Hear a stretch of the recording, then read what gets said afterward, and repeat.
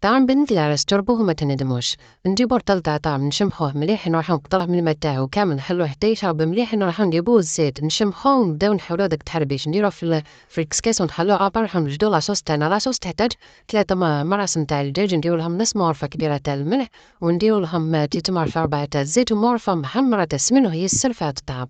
ومن بعد نزيدولو رشة تاع فلفل الكحل ونزيدولو شوية تاع راس الحانوت الصفر وشوية تاع راس الحانوت التاني اللي أنا نستعمل فواحة. ومن بعد نخلوه يتقلى فوق النار نزيدولو البصلة كبيرة مع الثوم 4 فصيصات تاع الثوم ونخلوه حتى يتقلى مليح نزيدولو 1 ونص تاع الجامبو ونزيدولو مغرفة كبيرة تاع فلفل حمر ومغرفة كبيرة تاع طماط تاع الباطا مع الحميصة مع هاديك زودين نخليه يتقلى مليح نروح نجيب ريتلة ونص تاع الماء غير يغلى هذاك الماء راح نجيب هذاك الطعام تاعي نخليه يتفور.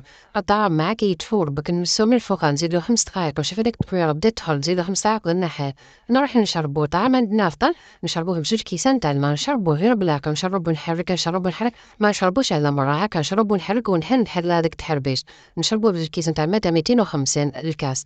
ومن بعد خلاص كي ينشف نروحو نجيبولو نص مغرفة كبيرة تاع الملح نديروها ونعاودو نخلطو مليح حتى ينشف مليح ونشوفو المرقة تاعنا بلي الله تناض طعم من الفوق كي يتفور نعاود نحيه نديرلو مغرفة كبيرة تاع السمن هذه هي بنة العراس. ومن بعد راح نشوف هذيك الزرودية إلا طاب نرميلها هذيك القرعة طيب مليح معاهم نخلي المرقة تاعي تاع خاد مليح ونقدم طعام تاعي وشهية طيبة.